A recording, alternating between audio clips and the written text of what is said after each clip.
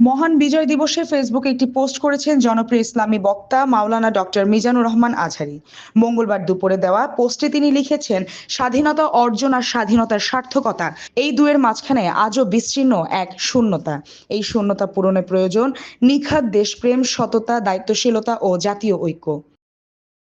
৫৪তম বছর হোক স্বাধীনতা ও সার্বভৌমত্ব সুরক্ষার দৃঢ় অঙ্গীকার। মিজানুর রহমান আজহারী আরও লিখেছেন, হে আল্লাহ, এই জনপদে তুমি শান্তি, শৃঙ্খলা, সমৃদ্ধি ও নিরাপত্তা দান করো।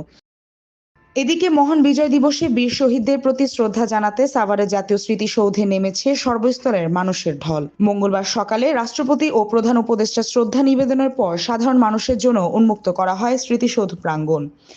সরেজমিনে দেখা গেছে বিভিন্ন সংগঠন ও স্কুল কলেজের শিক্ষার্থী, রাজনৈতিক ব্যক্তিবর্গ, মুক্তিযোদ্ধা ও মুক্তিযোদ্ধার পরিবারের সদস্যরা স্মৃতিসৌধ প্রাঙ্গণে ভিড় করছেন।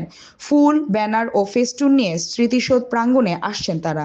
শহীদদের প্রতি শ্রদ্ধা জানাতে আসা জনতার নানা ধরনের স্লোগানে মুখরিত হয়ে ওঠে পুরো সমাধি চত্বর।